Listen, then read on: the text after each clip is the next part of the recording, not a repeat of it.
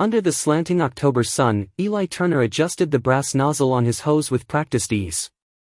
Dew still clung to the ferns edging the walk, and the great oak in the front yard dappled the lawn with shifting gold.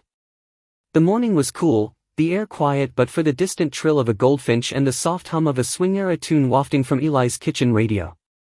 He wore a thick knit sweater, olive green and fraying at the cuffs, and moved slowly, not from age, but from habit. Eli just wanted to water his front rosebushes, but one twist of the hose became the talk of the whole cul-de-sac. The water arced out in a steady stream, catching the light in a prism before landing on the deep red blooms.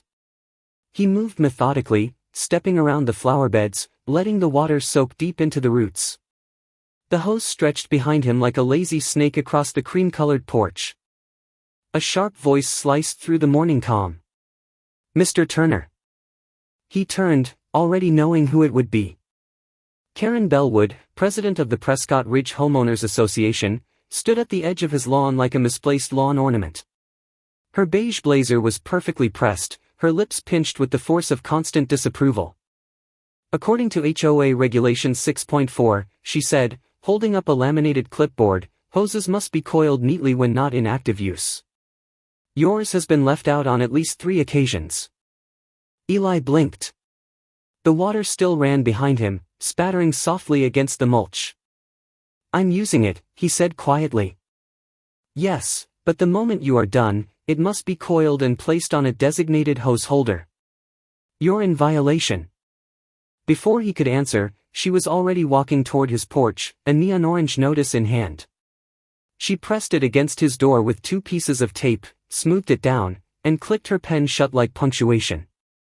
"Good morning to you too," Eli murmured, watching her disappear down the sidewalk. A few minutes later, the water shut off with a metallic twist. He reeled the hose back into a modest loop, resting it gently on the wrought iron hook beside the steps. Then he stepped inside. The warmth of the kitchen greeted him, the smell of toasted bread and peanut butter thick in the air. He poured himself a cup of dark coffee, letting the steam warm his nose, then reached for the radio and nudged the volume down. Sing, sing, sing faded into soft static. A knock came at the back door. Betty Ramirez stood outside holding a plate covered in a blue plaid towel. Her gray curls bounced slightly when she smiled.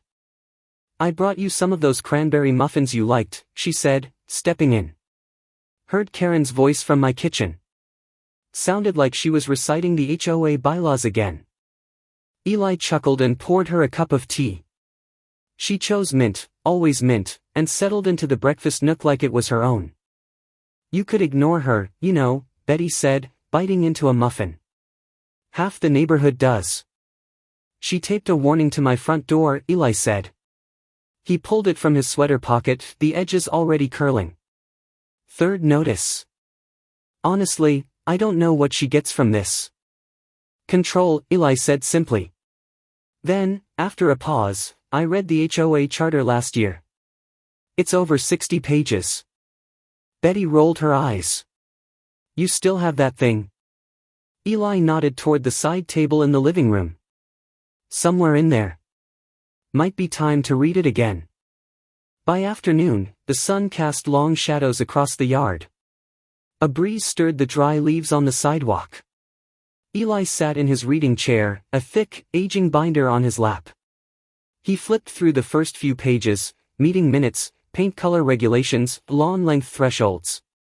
The language was formal, sterile, laced with authority. Then came the letter. Typed. Signed.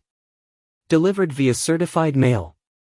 Karen Bellwood, HOA president, this letter serves as a formal warning regarding continued violations of HOA Regulation 6.4. Failure to comply may result in fines and further disciplinary action. He set the letter aside. The binder was heavier than he remembered. His fingers traced the fraying edges of the tabs, the faded highlights, the handwritten margin notes made in some past era by an overzealous board member.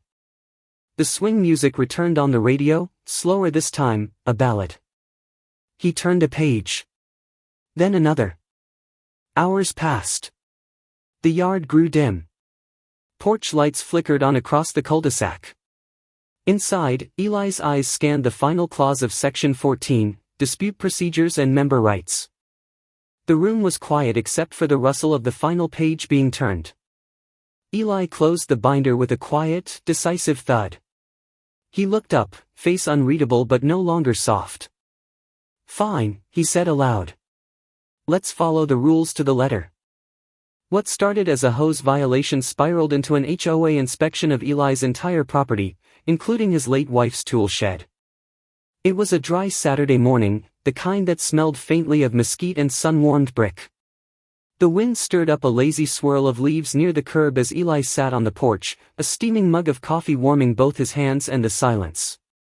He could hear laughter down the block, kids on bicycles, the faint chatter of neighbors, but his little pocket of the cul-de-sac remained still.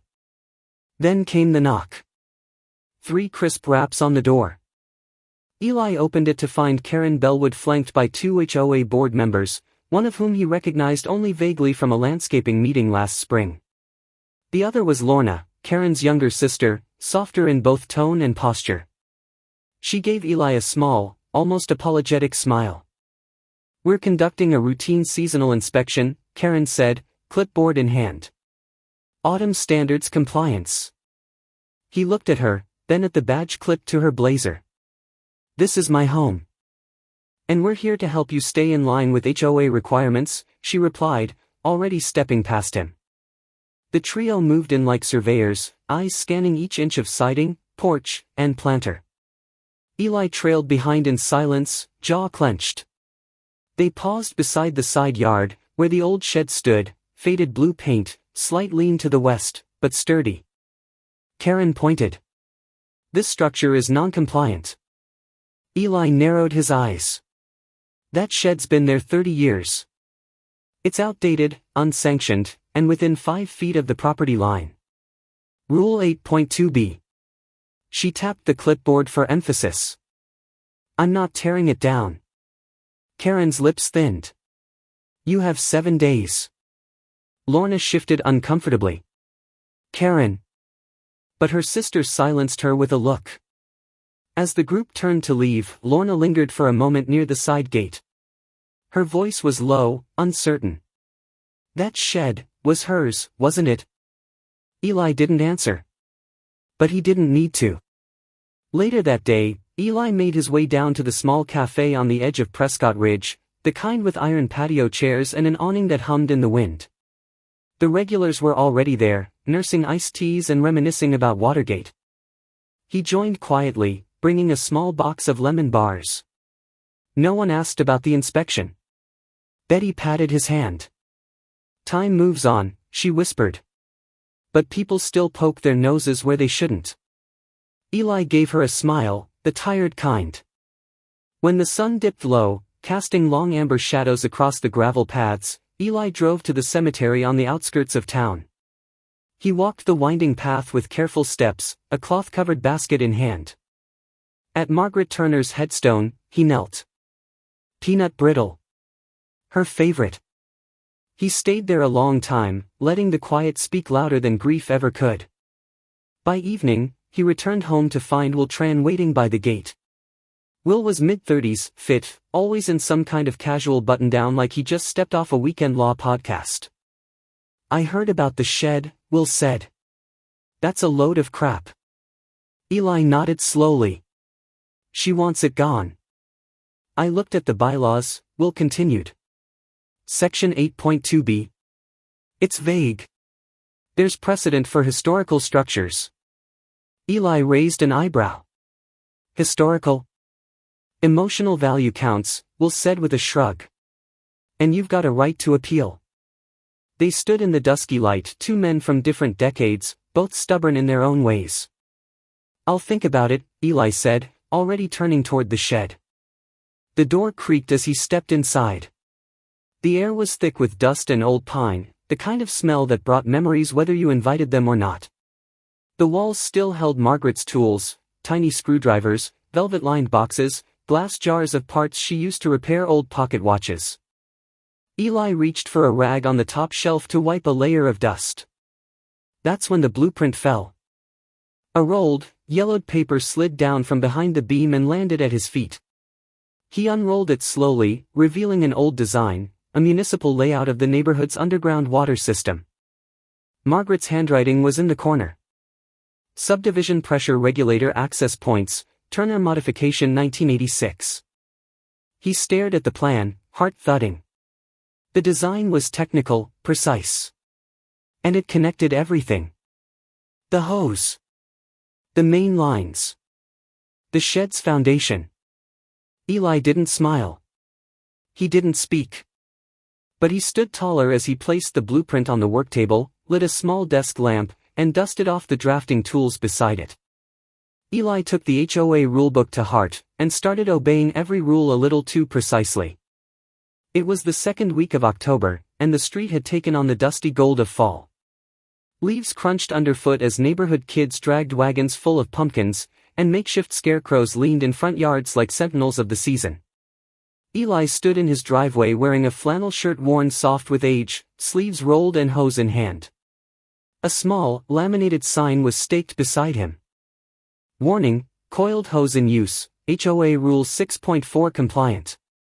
He took a slow sip from his coffee mug, watching the warm mist swirl into the morning air. A robin flitted through the oak above and landed briefly on the porch rail. It chirped once before flitting off, perhaps even it sensed something unusual was afoot. Karen walked by just as he clicked the hose nozzle shut. Her eyes caught the sign, then scanned Eli's expression, which remained unreadable. She said nothing. Neither did he. Inside, the hallway table bore a stack of manila envelopes. Eli had spent the better part of the previous evening drafting formal inquiries to the HOA board. Among them, a request for written clarification of visual disorder under Rule 3.1. A demand to know whether mailbox flag angles were subject to specific degrees of compliance. A notification that all water fixtures on his property had been replaced with exact models compliant with the original bylaws, specifically, the 1984 versions approved during the municipal charter transition. In truth, the new fixtures were antiques, corroded just enough to drip slowly, making each use a wet-footed nuisance. But they were compliant. Rigorously so. Betty brought over a pecan pie that afternoon. She placed it carefully on his kitchen counter and looked at him with a mix of admiration and worry. "You're towing the line awfully close, Eli." He gave her a smile. "Just doing what the book says." She shook her head. "Sweetness works better than bitterness." "I'm not being bitter," he said softly. "I'm being obedient." Down at the corner, Will leaned against his truck, arms crossed as he watched Karen pass through the neighborhood with her usual clipboard. He gave Eli a subtle wave, mouthing something like "keep going." Howard Green, who had always stood squarely in Karen's camp, had taken to watching from behind his blinds. He'd lived in the subdivision for 25 years, always proud of its order. But lately, he'd begun to notice how much order was starting to look like something else. That evening, Eli dropped off another letter in the HOA mailbox, this one asking whether decorative gnome height was measured in centimeters or inches, since the codebook didn't specify.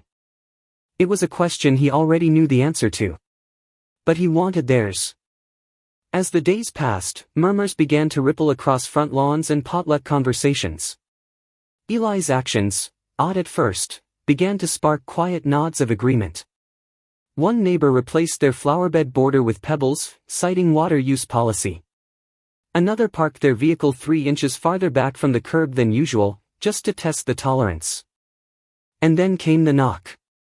Eli opened his front door to find Howard standing there, arms behind his back. He cleared his throat. "I'm starting to think you're onto something." Eli offered him a chair on the porch and poured 2 glasses of sun tea. They talked about pipes, regulators, and the time Eli had helped repair Prescott's irrigation layout in '83 when the municipal blueprints got mixed up. Howard stayed longer than expected. As dusk fell and the cicadas began their raspy choir, Eli spotted Karen pacing at the edge of the sidewalk. Her phone was pressed tight against her ear. Her gaze flicked between houses like a general surveying her lines. The next morning, a formal notice arrived in Eli's mailbox. Notice of disciplinary hearing. Prescott Ridge Homeowners Association. Subject, repeated technical violations, consideration of suspension of HOA membership privileges. He read the words twice, then placed the letter flat on the kitchen counter, beside the now half-eaten pie Betty had brought. Outside, the coiled hose glistened in the morning sun, perfectly arranged, perfectly compliant. Eli arrived 10 minutes early to the HOA disciplinary hearing, dressed in a tweed jacket and armed with a binder labeled, "Compliant Actions." The community meeting room smelled faintly of lemon-scented floor cleaner and oatmeal cookies. It was Wednesday evening, mid-October, and a soft hum from the overhead lights buzzed just loud enough to compete with the chatter of early arrivals. Plastic chairs were arranged in even rows beneath low ceilings, and a folding table near the back held a plastic jug of lemonade, cups, and a paper plate of cookies beginning to crumble at the edges. Eli moved with measured calm. He chose a seat near the front, opened his binder, and began sorting through color-coded tabs: shed history, water regulations, Rule 6.4 precedents. His glasses sat low on his nose, his expression unreadable beneath neatly combed silver hair and the gentle creak of old leather shoes on linoleum.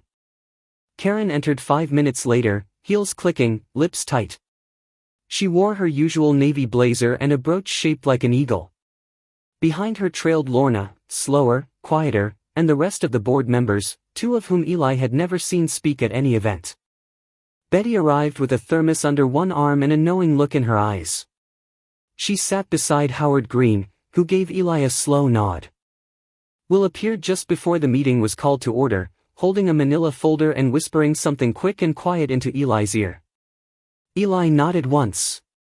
Karen stepped up to the podium, cleared her throat, and began. This disciplinary hearing has been convened in accordance with Prescott Ridge HOA regulations. Our aim is not personal but principled. We must preserve standards. She paused, letting the phrase settle like dust. Mr. Turner has repeatedly disrupted the aesthetic harmony of the neighborhood with his overly literal interpretations of our community rules. Eli stood calmly. I appreciate the opportunity to respond. He opened the binder with a precise motion and began reading, not in a theatrical voice, but with the clipped cadence of an engineer citing data. For Rule 6.4, coiled hose usage, see attached photos. Hose was coiled, sign posted. Page 12. He turned a page. Water fixtures, replaced with models approved under the HOA Charter as of June 1984, Appendix B, drip compliance acceptable per irrigation clause 3.9. He clicked the next tab. The shed, erected in 1993, is grandfathered in under the structural exemptions detailed in Addendum 7. Karen's face tightened. That shed violates the setback requirement. Will rose, calm and casual.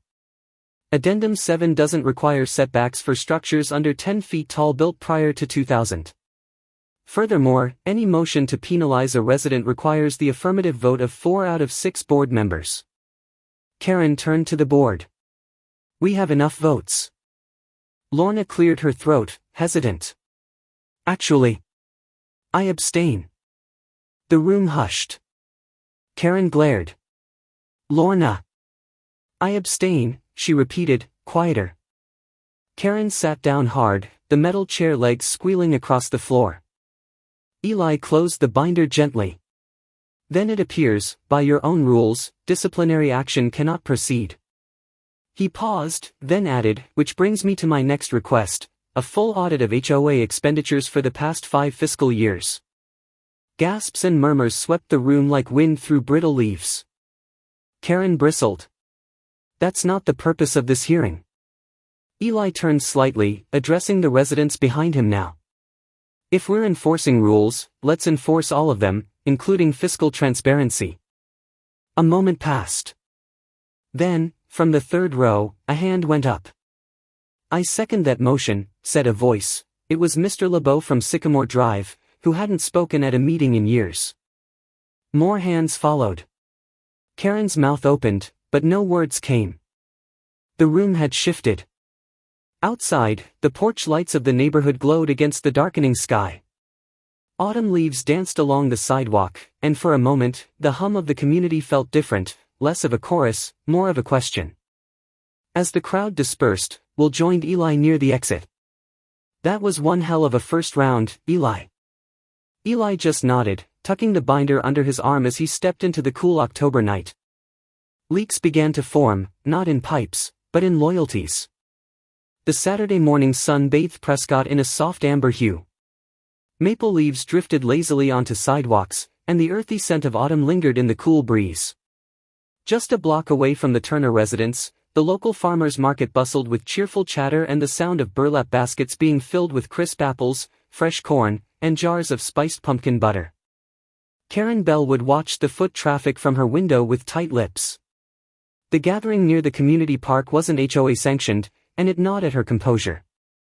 There was no permit request, no scheduled approval. Just residents, congregating. Without her. At the far end of the market, beneath the shade of a russet-leaved sycamore, Betty Ramirez arranged folding chairs around her backyard patio. A simple handmade sign reading, "Coffee Morning, all neighbors welcome," fluttered in the breeze. On the table sat warm trays of cinnamon rolls, pumpkin muffins, and a bubbling percolator. The smell alone drew a small but growing crowd. Eli Turner was among the first to arrive, though he said little. He nodded politely, settled into a chair near the edge, and sipped from a ceramic mug of strong black coffee. Betty placed a pecan scone beside him without a word. Will Tran arrived minutes later, shaking hands, offering easy smiles. Lorna Bellwood, looking pale and drawn, came not long after, her eyes hidden behind dark sunglasses. Her presence sparked more whispers than words. In the middle of the social hum, Howard Green leaned into Will, voice low but audible. "Why haven't we seen the HOA's third-quarter financials? They were due 2 weeks ago." Will raised his eyebrows, but said nothing. Eli, however, unfolded a slim brown folder and slid it gently onto the coffee table. Labeled in neat block letters, suggested reform pathways. No speech. No announcement. Just a quiet offering, and the conversations began to shift. Back at HOA headquarters, a modest converted unit next to the clubhouse, Karen paced. Lorna's request for leave had arrived that morning, citing stress and ethical conflict. That left only 4 active board members. Barely enough to function, let alone dominate. She opened her laptop and scrolled through HOA correspondence, frowning as she passed a name, Cliff Monroe. A recent arrival. Former military, clean record, but too observant for Karen's liking. She had noticed his posture during meetings, alert, measuring. Not one to be swayed by vague platitudes. Meanwhile, Eli returned home, brushing dust from his jacket. The events of the morning weighed on him less than the envelope now resting on his kitchen counter. It had arrived without a return address, tucked inside his mailbox among the flyers and utility bills. Inside, a single blueprint, yellowing, folded in thirds, but unmistakable. He carried it into his study and laid it out gently beneath the glow of his desk lamp. The lines and valves were instantly familiar. The neighborhood's original water distribution schematic, one he had drawn up decades ago in his consulting years. Before the HOA. Before the control. His finger traced a main line marked Private Maint. E. Turner. A faint smile tugged at the edge of his lips. He still remembered every valve. On Monday morning, the water pressure dropped, everywhere except Eli's house. Across the cul-de-sac, neighbors twisted faucets and jiggled sprinkler controls, puzzled by the sudden sputtering of water. Lawn sprinklers gave weak coughs and died mid-arc, bird baths sat dry, and morning showers were cut embarrassingly short. But at 1107 Wisteria Lane, a steady stream gurgled confidently from the spout beside Eli Turner's porch, filling his copper watering can with a crisp, assertive flow. Karen Bellwood stood in her doorway, bathrobe flapping in the wind, her cell phone pressed tightly against one ear. "No, this is not acceptable. Every house on this street pays the same dues." She waved her free hand toward the curb, as if the HOA hotline operator could see. Except one. Eli didn't even look her way. He was trimming the hedges, slow and methodical, his shears making a rhythmic snip-snip in time with the creak of the old water timer he'd rigged beside the hose. The device ticked and groaned, a brass relic with a bell from the 1970s that gave off a faint chime every half hour. It drew curious glances from passers-by.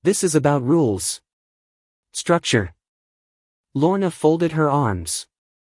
Structure shouldn't be used to silence people. A murmur passed through the few gathered. Cliff Monroe let out a breath and pulled off his cap. Howard Green shifted his weight, looking uncomfortable. A couple from Elm Street whispered, then walked quietly back out. Karen's face flushed. You all think this is easy? Managing this neighborhood? The complaints, the meetings, her voice rose, trembled. The ungratefulness. No one interrupted. Her gaze swept across the room, landing on each person like a challenge. You owe me. I have kept this place together.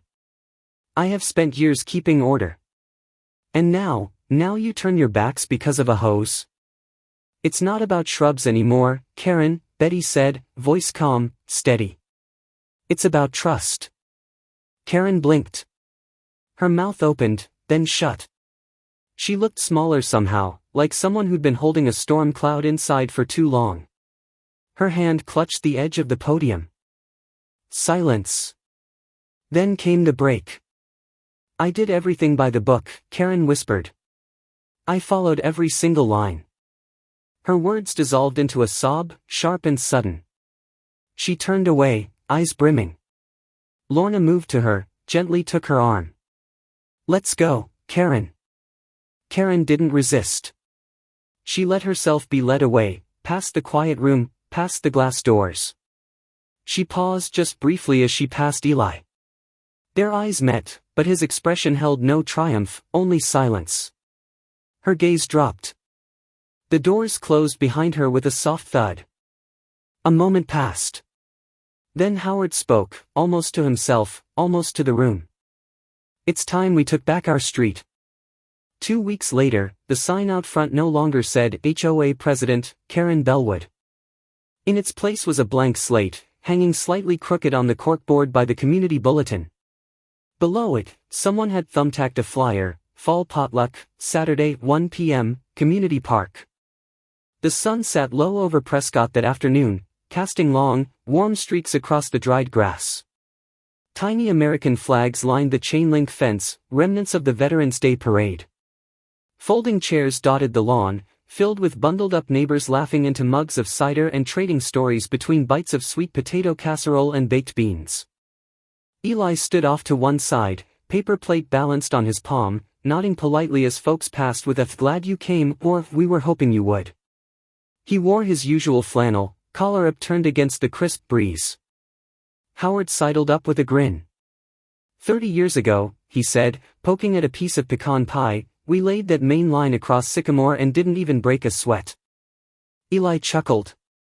Because we were 30 years younger. Speak for yourself, Howard said, rubbing his knee. Near the grill, Betty poured cider from a thermos into tin mugs. Make sure Eli gets the first slice, she called out. No one else rerouted an entire irrigation grid for free this month. Will stood near the picnic tables, chatting with Cliff and a few younger residents, handing out copies of a simplified HOA charter. Transparent. Accountable. That's our new motto, he said. Lorna, standing beside him, nodded in agreement. A small cheer broke out near the park gazebo as someone called out to the new HOA. There were no speeches, no campaigns, no drama. Just quiet consensus. Lorna was named interim coordinator until formal elections in spring. Eli shook his head when asked if he'd consider running. I fix pipes, not people, he said, finishing the last bite of his baked beans. The children played tag around the benches. Dogs tugged at leashes. Someone strummed a guitar softly beneath the oak tree. The rhythm of a town exhaling. As the afternoon wore down, Betty approached Eli with a wrapped bundle. We made you something, she said, pressing it into his hands. It was a small wooden plaque, carved simply, quiet but unshakable. His fingers ran along the grooves of the letters. This is too much, he said, voice husky. Betty smiled. You held us together, even when we didn't realize we were falling apart. Eli left before sundown, his steps slow, steady. As he walked home, He passed front lawns freshly cut, sprinklers hissing in tidy arcs, the new system, ticking on silently like clockwork. Everything watered. Everything in order. He paused once at the corner where the big oak bent low. From there, he could see the whole block. Flags fluttered. A swing creaked gently in the breeze. For the first time in a long while, there was no tension in the air. At his porch, he set the plaque gently beside the blueprint model on the shelf. Then, with a final glance out the window, Eli Turner closed the door behind him. In the quiet that followed, the sprinklers turned gently across every lawn, not just watering grass, but marking a new chapter for the neighborhood. Eli never raised his voice or held a title, but his steady hand reminded folks what real leadership looks like. When rules are used for good, communities thrive. When they're misused, they crumble. Perhaps it's never too late to speak softly and carry clarity, because even the quietest neighbor can shift the course of a street.